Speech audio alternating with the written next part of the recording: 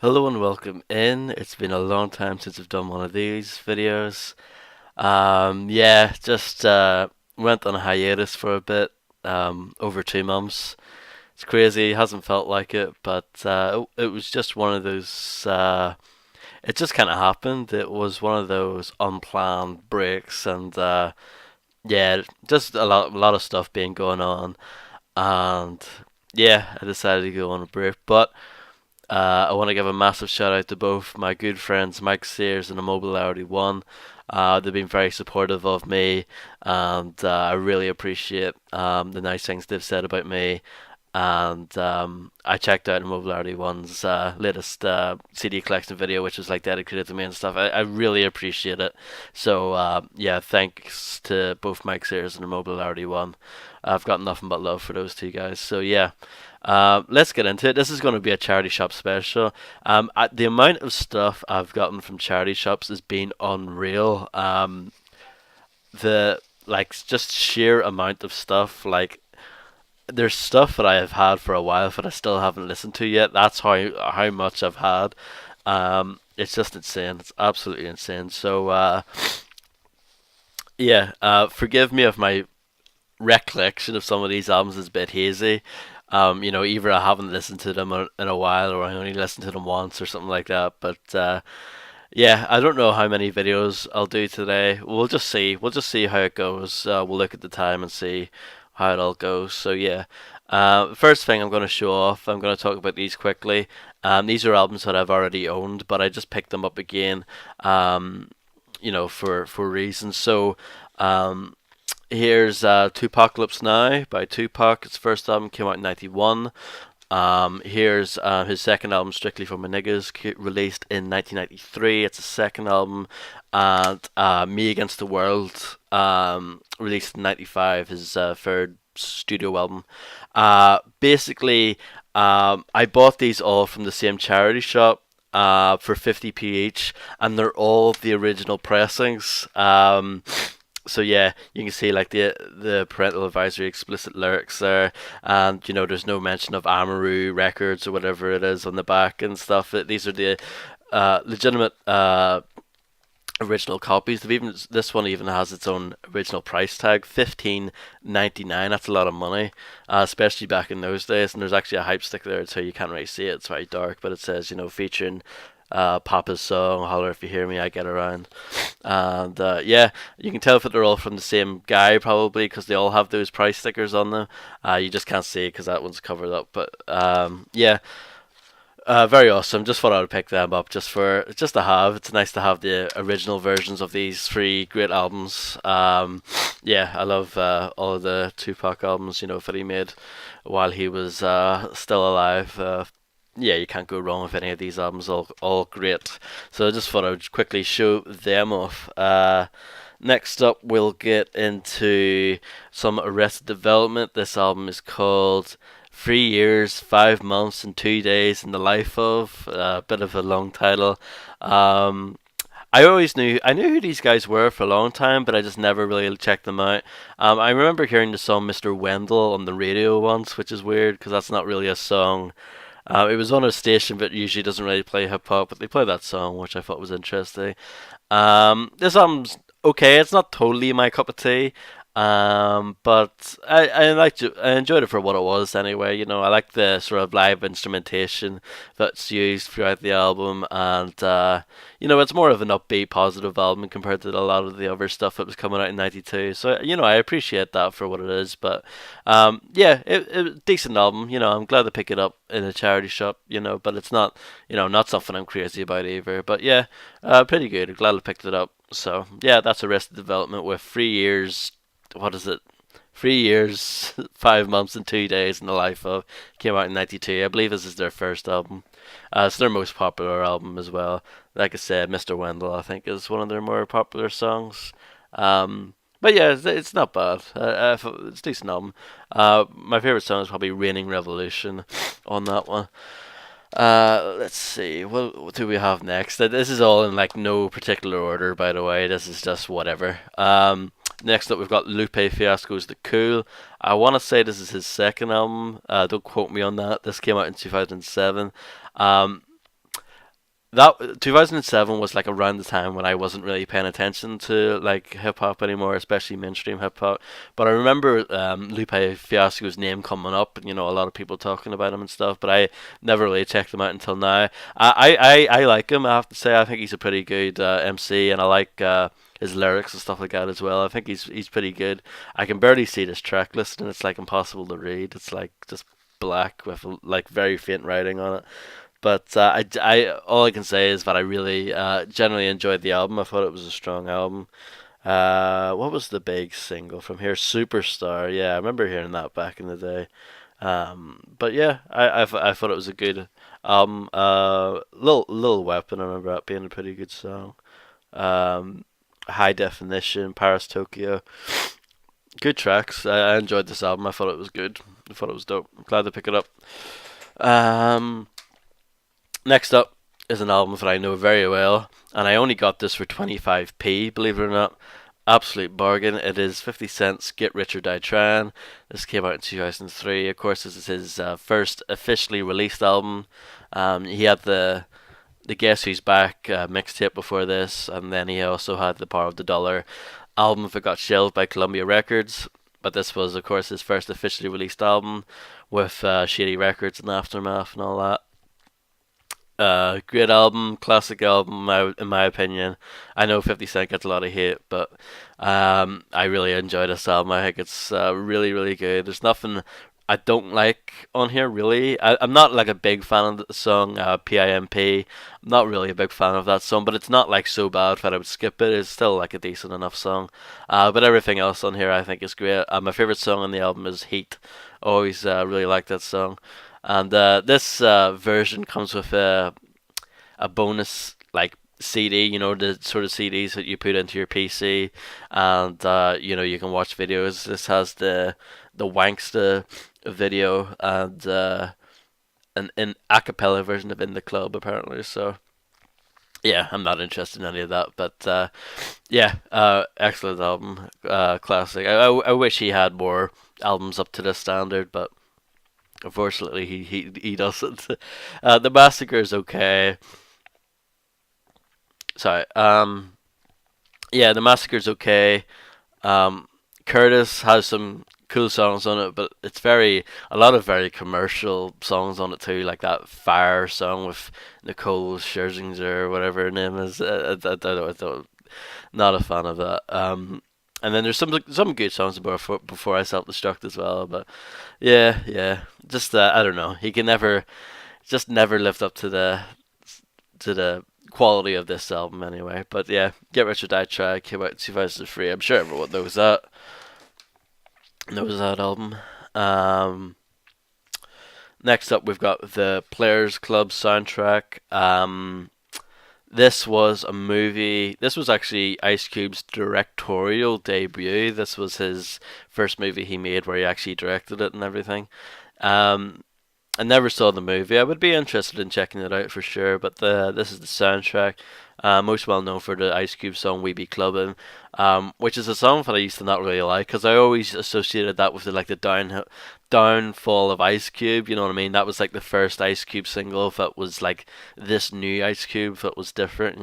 With the last single being of classic Ice Cube being "The World Is Mine" from the Dangerous Ground soundtrack. There's definitely there's a big difference between the two if you listen to them, but yeah, I've grown to appreciate like latter day Ice Cube and stuff like that, and I don't really mind that song now.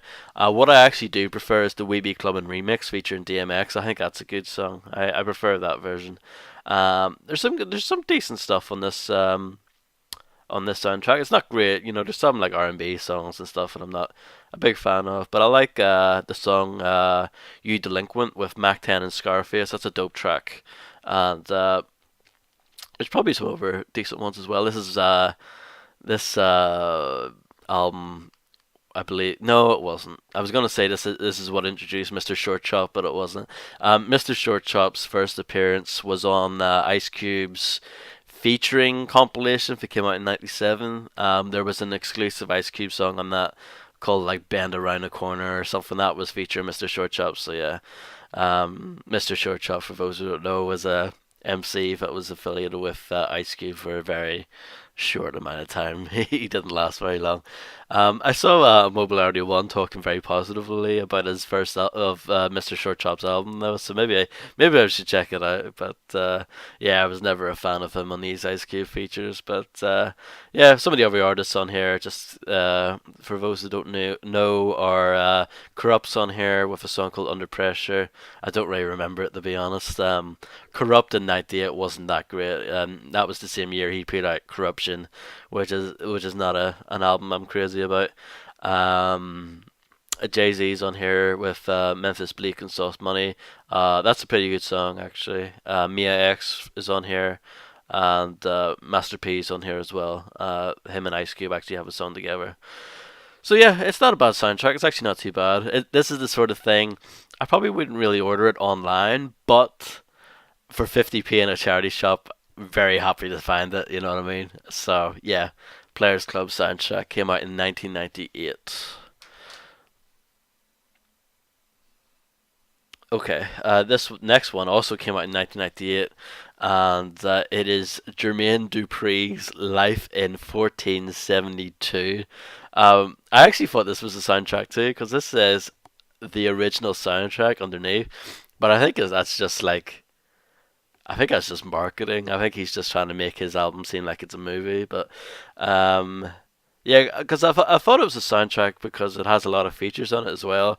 You got guys like Nas, Jay Z, DMX, Slick Rick, Mariah Carey, 8 Ball, Too Short, um, Da Brat, Crazy Bone, Warren G. It's pretty stacked like features list and stuff. But this was okay. I don't really like Jermaine Dupri at all as an MC. He's pretty terrible. Don't like his voice or anything. But the beats are okay, and the features kind of save the album a bit. So it was okay. It wasn't horrible. You know what I mean? This came out in '98. I believe this is his first album. It was okay. Wasn't great, but at the same time, I wasn't like tearing my hair out listening to it. It wasn't too bad. Next up, we have Lloyd Banks with his second solo album, Rotten Apple. It came out in 2006. I thought this was a good album. I enjoyed it. The most well-known song on this album is the song "Hands Up" featuring 50 Cent, which is actually, even though it's a very clubby song, I don't mind that song at all. Yeah, it's a pretty good album. Songs like "The Cake" and there's a couple of other good ones on here as well. I just don't remember off the top of my head. The song "Get Clapped" with Mobb Deep. That made me realize how similar Lloyd Banks and Prodigy were around this time. Like very, they're very sound very similar to each other around this time period. You know. Sorry. I'm coming down with some sort of sickness. I was feeling very sick last night and stuff. I don't know what's wrong with me. Yeah, I thought this was a good album, very solid. I haven't listened to Lloyd Banks' first album yet, but I probably should if I like this one. So yeah, it's a shame for that hype stickers. It kind of ripped there. That was like that when I bought it, unfortunately. But yeah, I thought this was good. Well worth 50p.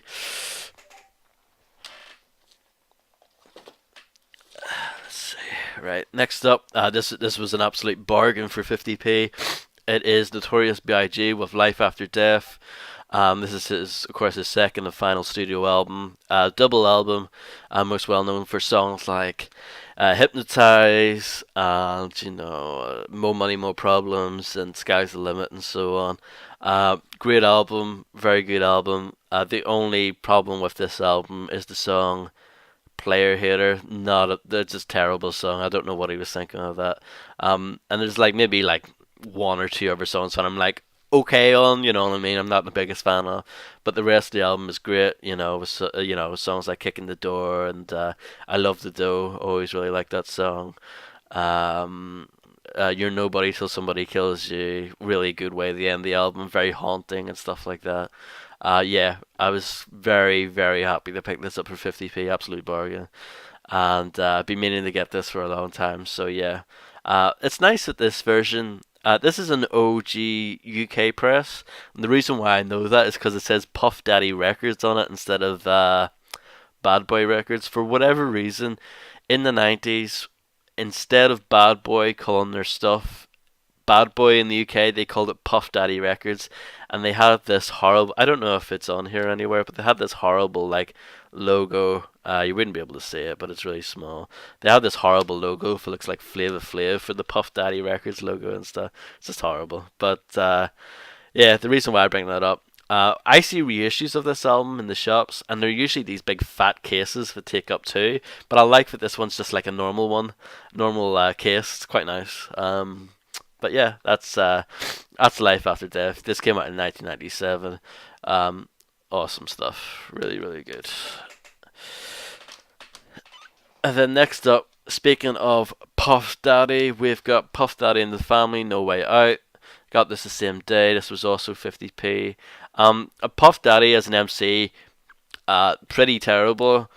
Not that great at all. Pretty boring and stuff. But he this album is saved by pretty good production and some great features. You know what I mean? You've got Biggie on multiple songs. You got Lil Kim, Mace, Black Rob, Jay Z, the Lox. You know what I mean? And they all sort of help bring this album up a bit. And the production is very good for the most part. It's pretty solid. So I do believe that sort of mediocre albums, artists can have good albums, and that's definitely the case with this. It's a pretty good album. I'm glad to pick it up. And then finally, for this edition of Charity Shop special, whatever, Puff Daddy's second album, Forever. This came out in 1999. This album isn't that good, but it's not absolutely horrible either. It's one of those kind of mediocre albums. The beats just aren't as good on this, and Puff Daddy. It's more Puff Daddy on his own, which is not something anybody wants to hear. There's some decent features though. There's like Jay Z again, and you got people like R. Kelly, Redman, Busy Bone, Busta Rhymes, etc. There's some decent features, but just overall, it's more of a boring album. It's nothing really that spectacular. It's also got a really bad cover of Public Enemy #1 by Public Enemy called PE 2000, featuring Hurricane G. That's just not good. I remember seeing the music video for that back in the day, and there's a horrible part in the music video, like in the middle where the song stops and he just does this stupid dance. Oh dear, terrible. But anyway, that's Puff Daddy Forever. It's not that great, but I got all this Bad Boy stuff in the same day, which is kind of interesting. So yeah, it was okay. It wasn't really that great. Mediocre is the word I would use to describe it. But yeah, I'm gonna stop it off here, and I'll probably do one more part, and then stop for the day. But yeah, thanks guys for watching as always, and I appreciate you guys sticking around. So yeah, thanks for watching this. Thanks.